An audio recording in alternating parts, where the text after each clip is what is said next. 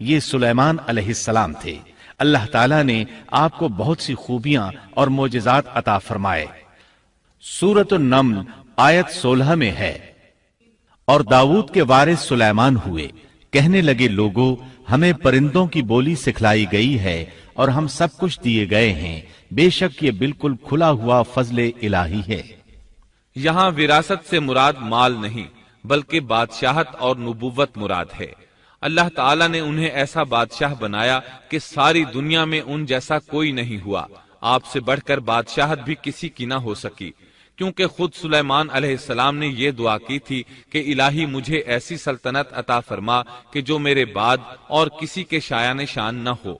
کہا کہ اے میرے رب مجھے بخش دے اور مجھے ایسا ملک عطا فرما جو میرے سوا کسی شخص کے لائق نہ ہو، تو بڑا ہی دینے والا ہے۔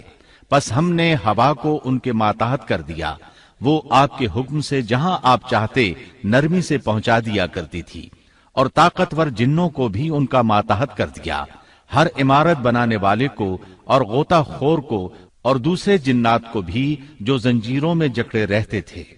جن سلیمان علیہ السلام کے حکم سے بلند و بالا عمارتیں تعمیر کرتے تھے، دریاؤں میں غوطہ لگا کر ان سے ہیرے جواہرات اور موتی وغیرہ نکالتے تھے۔ دوسرے جو کام عام انسانوں کی طاقت سے زیادہ ہوتے تھے وہ آپ جنوں سے لیا کرتے تھے۔ جو جن آپ کے حکم سے سرتابی کرتے یا شرارتیں کر کے کام میں رکاوٹ ڈالتے یا دوسروں کو تنگ کرتے تو آپ انہیں زنجیروں میں جکڑ کر قید خانے میں ڈال دیتے، اور یہ آپ پر اللہ کی طرف سے بہت بڑا انعام اور احسان تھا، جیسا کہ اللہ تعالیٰ سورۃ صاد آیت 39 میں فرماتے ہیں، یہ ہے ہمارا عطیہ، اب تو احسان کر یا روک رکھ، کچھ حساب نہیں۔ اللہ تعالیٰ نے سلیمان علیہ السلام کو ان پر قبضہ اور اختیار دے دیا اور فرمایا اب آپ کی مرضی، آپ انہیں سزا دیں یا درگزر کریں، کسی کو کچھ دیں یا روک لیں، آپ کے لیے سب کچھ جائز ہے۔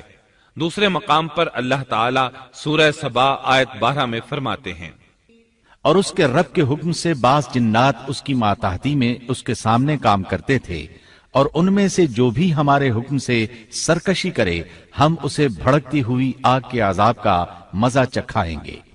اس طرح اللہ تعالیٰ سورہ سبا آیت 13 میں فرماتے ہیں، جو کچھ سلیمان چاہتے جنات وہ تیار کر دیتے، مثلاً قلعے، مجسمے اور حوضوں جیسے پیالے اور چولہوں پر جمی ہوئی مضبوط دیگیں۔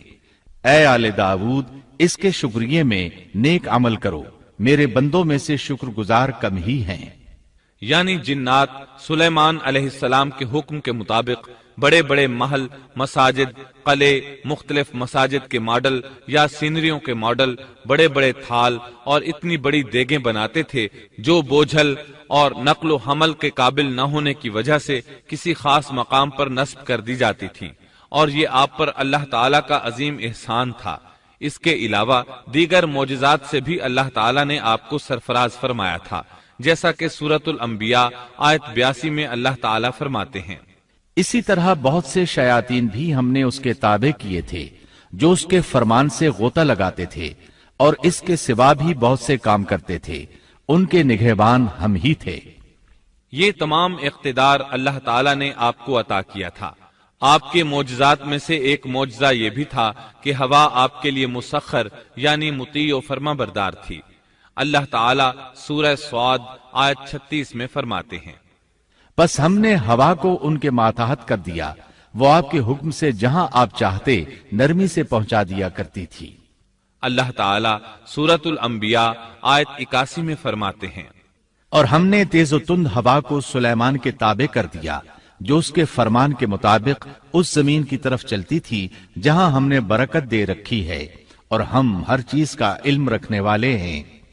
اسی طرح اللہ تعالیٰ سورہ سبا آیت 12 میں فرماتے ہیں، اور ہم نے سلیمان کے لیے ہوا کو مسخر کر دیا کہ صبح کی منزل اس کی مہینہ بھر کی ہوتی تھی اور شام کی منزل بھی مہینہ بھر کی ہوتی تھی۔ دیگر معجزات کی طرح اللہ تعالیٰ نے سلیمان علیہ السلام کو یہ معجزہ بھی عطا فرمایا کہ تیز و تند ہوا کو ان کا تابع فرمان بنا دیا۔ آپ اس ہوا کو جس طرح کا حکم دیتے وہ حکم کی تعمیل کرتی، اور اس طرح آپ ایک ماہ کا سفر چند گھنٹوں میں طے کر لیا کرتے تھے۔ داؤد علیہ السلام کو تو اللہ تعالیٰ نے لوہے کی ڈھلائی کا کام سکھایا تھا، جبکہ سلیمان علیہ السلام کو لوہے کی ڈھلائی کے علاوہ تانبے کی ڈھلائی کا فن بھی سکھایا۔ سورہ سبا آیت 12 میں اللہ تعالیٰ فرماتے ہیں، اور ہم نے اس کے لیے تانبے کا چشمہ بہا دیا۔ اس چشمے میں پانی کی بجائے تانبا بہتا تھا، آپ اس سے جو چاہتے بنا لیتے۔ آپ گھوڑوں کو بہت پسند فرماتے تھے، آپ کے پاس بہت سے گھوڑے تھے۔ اللہ تعالیٰ سورۃ صاد آیت 30 تا 33 میں فرماتے ہیں، اور ہم نے داؤد کو سلیمان عطا فرمایا جو بڑا اچھا بندہ تھا اور بے حد رجوع کرنے والا تھا۔ جب ان کے سامنے شام کے وقت تیز رو خاصے کے گھوڑے پیش کیے گئے تو کہنے لگے، میں نے ان گھوڑوں پر اپنے پروردگار کی یاد کو ترجیح دی یہاں تک کہ آفتاب غروب ہو گیا۔ ان گھوڑوں کو دوبارہ میرے سامنے لاؤ۔ پھر تو ان کی پنڈلیوں اور گردنوں پر ہاتھ پھیرنے لگے۔ گھوڑے 20,000 سے زائد تھے۔ گھوڑوں کے معائنے میں ان کا روزمرہ کا ذکر رہ گیا۔ تب انہیں ذکر الہی کا خیال آیا، جس پر انہیں سخت صدمہ ہوا اور کہنے لگے کہ میں گھوڑوں کی محبت میں اتنا گم ہو گیا کہ سورج غروب ہو گیا۔ تو ان گھوڑوں کو دوڑایا کہ وہ نظروں سے اوجھل ہو گئے۔ پھر انہیں دوبارہ طلب کیا اور پیار محبت سے ان کی پنڈلیوں اور گردنوں پر ہاتھ پھیرنا شروع کر دیا۔ امام بخاری نے ابو ہریرہ رضی اللہ عنہ سے روایت کی ہے کہ ایک مرتبہ سلیمان علیہ السلام نے ارادہ کیا کہ اس شب میں اپنی بیویوں کے ساتھ ازدواجی فریضہ ادا کروں گا تو میری ہر ایک بیوی سے لڑکا پیدا ہوگا اور وہ میدان جہاد کا مجاہد بنے گا، لیکن اس ارادے کے ساتھ انشاءاللہ کہنا بھول گئے۔ اللہ تعالیٰ کو جلیل القدر پیغمبر کا یہ طرز پسند نہ آیا، چنانچہ اللہ تعالیٰ نے سلیمان علیہ السلام کے اس دعوے کو اس طرح غلط ثابت کر دیا کہ تمام بیویوں میں سے صرف ایک بیوی کے ہاں مردہ بچہ پیدا ہوا۔ تب سلیمان علیہ السلام کو احساس ہوا کہ یہ انشاءاللہ نہ کہنے کا نتیجہ ہے، چنانچہ انہوں نے فوری توبہ کی اور انشاءاللہ کہنے کو اپنا معمول بنا لیا۔ اللہ تعالیٰ نے آپ کو فیصلہ کرنے کی زبردست صلاحیت عطا فرمائی تھی۔ سورۃ الانبیاء آیت 87 میں ہے، اور داؤد اور سلیمان کو یاد کیجئے جبکہ وہ کھیت کے معاملے میں فیصلہ کر رہے تھے کہ کچھ لوگوں کی بکریاں اس میں چر چگ گئی تھیں اور ان کے فیصلے میں ہم موجود تھے۔ ہوا یہ کہ دو آدمی ہمسائے تھے، ان میں جھگڑا ہو گیا۔ ان میں سے ایک کے پاس کھیت تھا، اس میں اس نے فصل بو رکھی تھی، دوسرے کے پاس کچھ بکریاں تھیں۔ بکریوں کا چرواہا رات کے وقت دیوار والے دروازے کو بند کر دیتا تھا تاکہ بکریاں نکل کر فصل کو نقصان نہ پہنچائیں۔ ایک دن وہ دروازہ بند کرنا بھول گیا، بکریاں کھیت میں آ کر چرنے لگیں، فصل خراب ہو گئی۔ دونوں داؤد علیہ السلام کے پاس آئے، اپنا مقدمہ پیش کیا۔ داؤد علیہ السلام قاضی بھی تھے۔ اس وقت سلیمان علیہ السلام کہیں گئے ہوئے تھے۔ داؤد علیہ السلام مقدمہ سن کر کہنے لگے، یہ بکریوں والے کی سستی کا نتیجہ ہے، اس کا حل یہی ہے کہ وہ تیری بکریاں اپنی تحویل میں لے لے۔ دونوں فریق باہر نکلے تو سلیمان علیہ السلام سے ملاقات ہوئی۔ انہوں نے تفصیل سن کر فرمایا، میرے ساتھ آؤ۔ وہ انہیں داؤد علیہ السلام کے پاس لے آئے اور بولے، اس مقدمے کا اس سے بہتر فیصلہ یہ ہے کہ یہ بکریاں زمین والے کو دے دیں اور زمین بکریوں والے کو۔ جب بکریوں والا زمین کو پہلی حالت میں اگا دے گا تو آپ دونوں کی چیزیں انہیں لوٹا دیں۔ اس دوران کھیتی کا مالک بکریوں کے دودھ سے فائدہ حاصل کرتا رہے گا۔ یہ فیصلہ زیادہ بہتر ہے۔ اس سے بکریوں والا اپنی بکریوں سے بالکل محروم نہ ہوا اور کھیتی والے کا نقصان پورا ہو گیا۔ یہ فیصلہ آپ کو اللہ تعالیٰ نے سمجھایا تھا۔ اللہ تعالیٰ سورۃ الانبیاء آیت 89 میں فرماتے ہیں، ہم نے اس کا صحیح فیصلہ سلیمان کو سمجھا دیا، ہاں ہر ایک کو ہم نے علم و حکمت سے نوازا تھا۔ بخاری اور مسلم میں ایک حدیث ہے، اس میں اسی قسم کا ایک واقعہ بیان ہوا ہے کہ دو عورتیں اپنا مقدمہ داؤد علیہ السلام کے پاس لائیں۔ دونوں کو اللہ نے ایک ایک بچہ دے رکھا تھا۔ ایک بھیڑیے نے حملہ کر کے بڑی عمر والی کا بچہ چیر پھاڑ ڈالا۔ عورت چالاک تھی، اس نے چھوٹی عمر والی کا بچہ چھین لیا کہ یہ میرا بچہ ہے۔ داؤد علیہ السلام نے دیکھا بچہ بڑی عورت کے پاس ہے تو اس کے حق میں فیصلہ دے دیا۔ سلیمان علیہ السلام نے داؤد علیہ السلام سے اجازت چاہتے ہوئے کہا، کیا میں اس مقدمے کا فیصلہ کر سکتا ہوں؟ انہوں نے اجازت دے دی۔ سلیمان علیہ السلام نے عورت سے کہا، بچہ مجھے دے دو۔ بچہ ہاتھ میں لے کر انہوں نے تلوار نکالی اور دونوں عورتوں سے فرمایا، میں اس کے 2 ٹکڑے کر کے تم دونوں میں برابر برابر تقسیم کرنے لگا ہوں۔ یہ سن کر بڑی عورت بولی کہ ٹھیک ہے، جبکہ چھوٹی عورت مامتا کی وجہ سے چلا اٹھی کہ آپ اسے زندہ رہنے دیں اور اسے دے دیں۔ یہ سنتے ہی سلیمان علیہ السلام بول اٹھے، تو ہی اس کی ماں ہے، جس سے اپنے بچے کے ٹکڑے دیکھنا برداشت نہ ہو سکا، پھر بچہ اسے دے دیا۔ سلیمان علیہ السلام کا ایک تیسرا واقعہ قرآن میں یوں ہے، سورۃ النمل آیت 17 اور 18 میں ہے، اور سلیمان کے سامنے ان کے تمام لشکر جنات، انسان اور پرندوں میں سے جمع کیے گئے، ہر قسم الگ الگ کھڑی کر دی گئی۔ جب وہ چیونٹیوں کے میدان میں پہنچے تو ایک چیونٹی نے کہا، اے چیونٹیوں، اپنے اپنے گھروں میں گھس جاؤ، ایسا نہ ہو کہ بے خبری میں سلیمان اور ان کا لشکر تمہیں روند ڈالے۔ ان تمام لشکروں کو اکٹھا کیا گیا تھا۔ اللہ تعالیٰ نے چیونٹی کی یہ بات سلیمان علیہ السلام کو سنوا دی۔ سورہ نمل آیت 19 میں ہے، اس کی اس بات پر سلیمان مسکرا کر ہنس پڑے اور دعا کرنے لگے کہ اے پروردگار، تو مجھے توفیق دے کہ میں تیری ان نعمتوں کا شکر بجا لاؤں جو تو نے مجھ پر انعام کی ہیں، اور میں ایسے نیک اعمال کرتا رہوں جن سے تو خوش رہے، اور مجھے اپنی رحمت سے نیک بندوں میں شامل فرما۔ آپ کا ایک واقعہ ملکہ بلقیس کے ساتھ پیش آیا۔ سورہ نمل آیت 20 تا 25 میں ہے، آپ نے پرندوں کی دیکھ بھال کی اور فرمانے لگے، کیا بات ہے کہ ہدہد نظر نہیں آ رہا؟ کیا وہ واقعی غیر حاضر ہے؟ یقیناً میں اسے سخت سزا دوں گا، یا اسے ذبح کر ڈالوں گا، یا وہ میرے سامنے کوئی معقول وجہ بیان کرے۔ کچھ زیادہ دیر نہ گزری تھی کہ اس نے آ کر کہا، میں ایک ایسی خبر لایا ہوں کہ آپ کو اس کی خبر ہی نہیں، اور میں سبا کی ایک سچی خبر آپ کے پاس لایا ہوں۔ میں نے دیکھا ہے کہ ان کی بادشاہ ایک عورت ہے جسے ہر قسم کی چیز سے کچھ نہ کچھ دیا گیا ہے، اور اس کا تخت بھی بڑا عظیم ہے۔ میں نے اسے اور اس کی قوم کو اللہ تعالیٰ کو چھوڑ کر سورج کو سجدہ کرتے ہوئے پایا ہے۔ شیطان نے ان کے کام مزین کر کے انہیں دکھلا کر سیدھے راستے سے ہٹا دیا ہے، پس وہ ہدایت پر نہیں آتے کہ اسی اللہ کو سجدہ کریں جو آسمانوں اور زمینوں کی پوشیدہ چیزوں کو باہر نکالتا ہے، اور جو کچھ تم چھپاتے اور ظاہر کرتے ہو وہ سب کچھ جانتا ہے۔ ہدہد نے اللہ تعالیٰ کی یہ صفت اس لیے بیان کی کہ یہ اپنی حس کے ذریعے زمین میں پانی والے حصے کا پتہ چلا لیتا ہے۔ سلیمان علیہ السلام کو بھی یہی ہدہد بتایا کرتا تھا کہ پانی کہاں ہے، پھر آپ جنات کے ذریعے پانی نکلواتے تھے۔ یہ اطلاع سن کر سلیمان علیہ السلام حیران ہوئے۔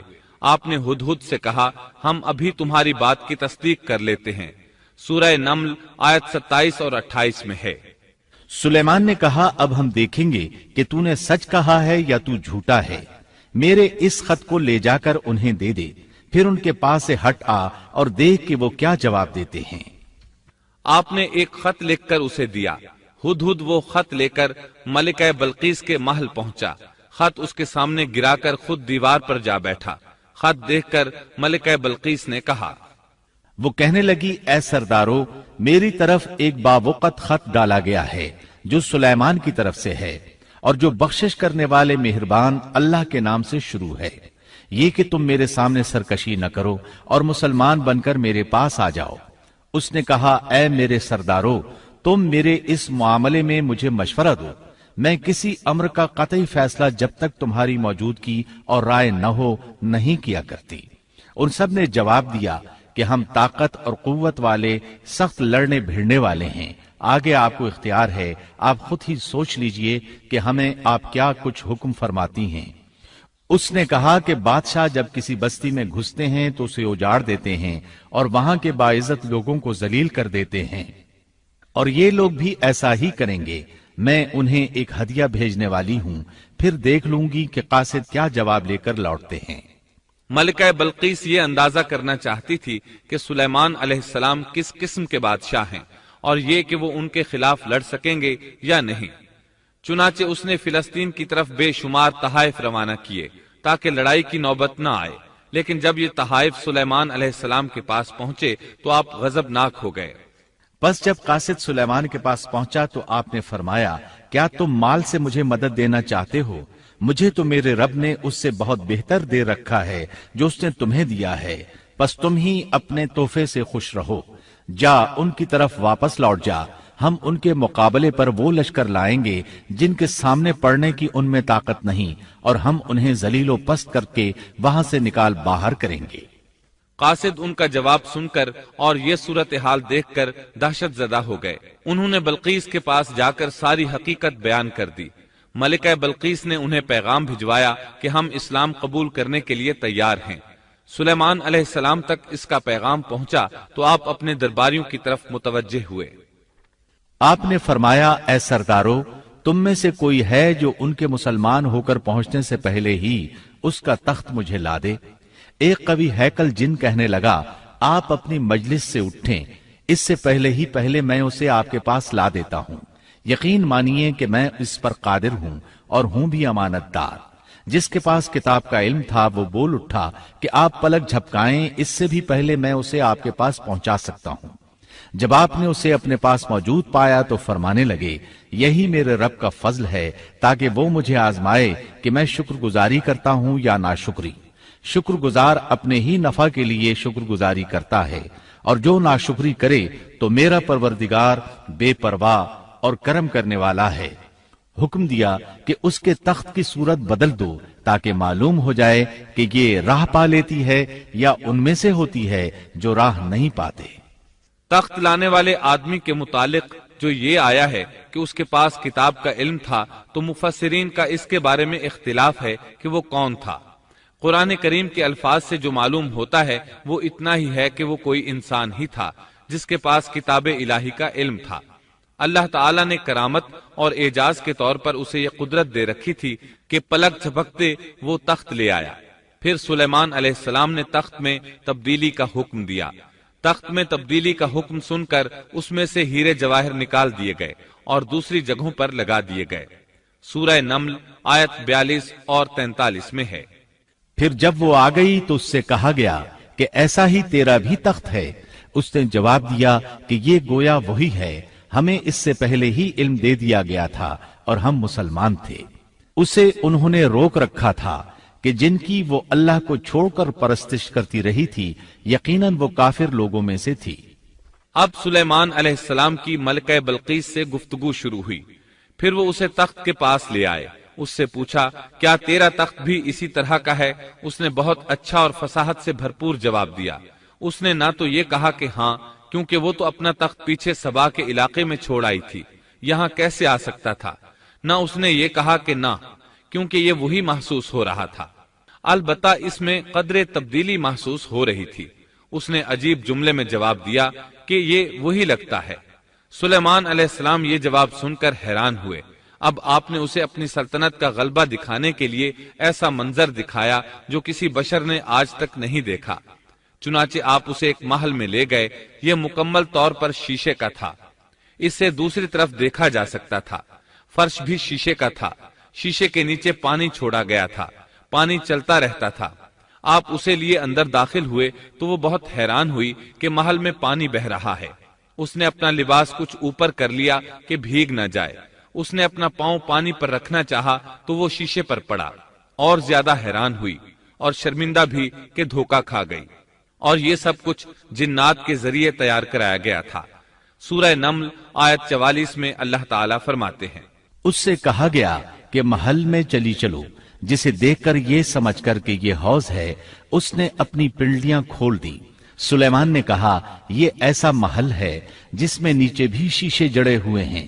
کہنے لگی، میرے پروردگار، میں نے اپنی جان پر ظلم کیا، اب میں سلیمان کے ساتھ اللہ رب العالمین کی مطیع اور فرمانبردار بنتی ہوں۔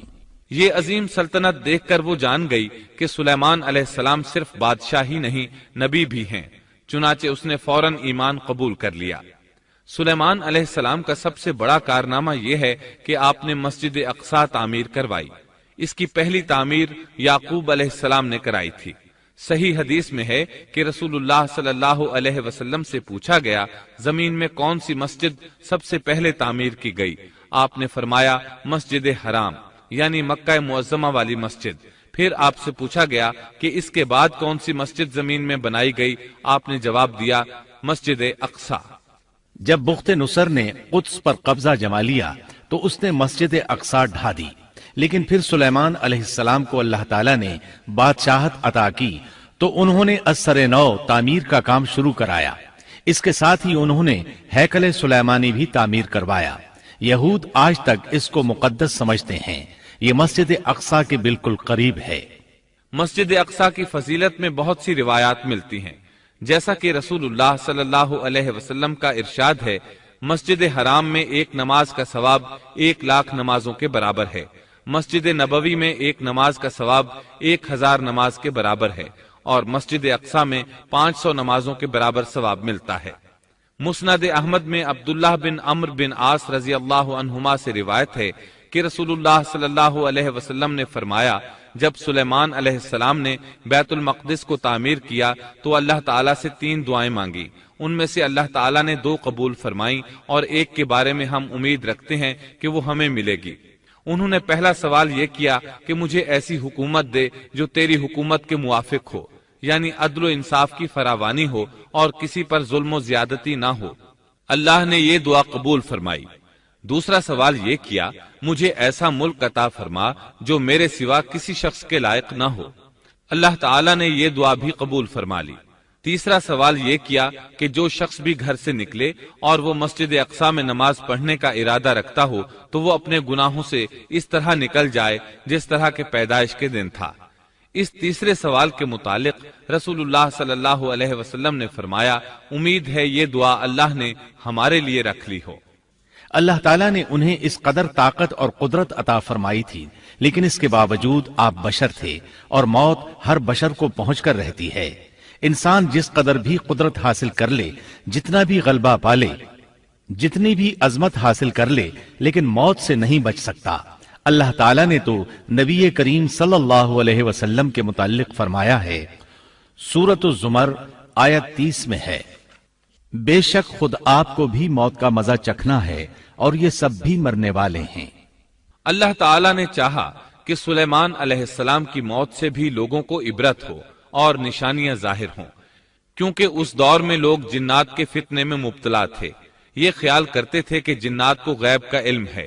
اللہ تعالیٰ نے چاہا کہ لوگوں کو سلیمان علیہ السلام کی موت کے ذریعے بتائیں کہ جنات کو علم غیب نہیں ہے۔ ایک دن سلیمان علیہ السلام نے جنات کو سختی کے ساتھ مسخر کیا اور وہ آپ کے سامنے کام کرنے لگے۔ آپ ان کی نگرانی کرتے رہتے۔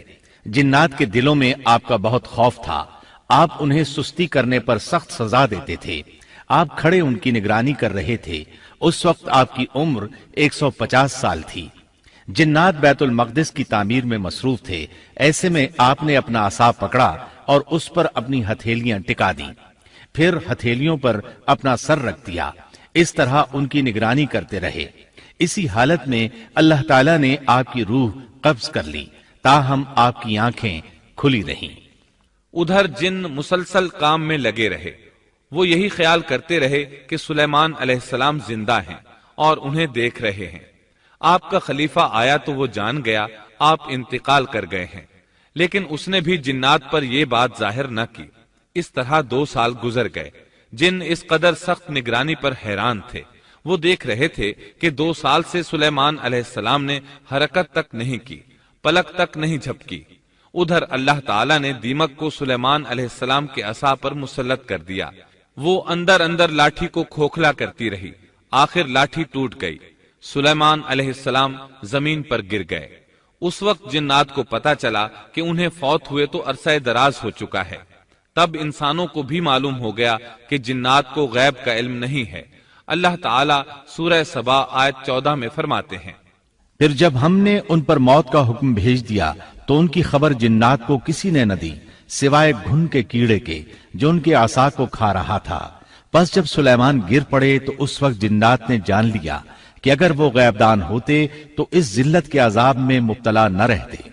اس طرح اللہ تعالیٰ نے لوگوں کو مطلع کر دیا کہ جنات بھی مخلوق ہیں، غیب دان نہیں۔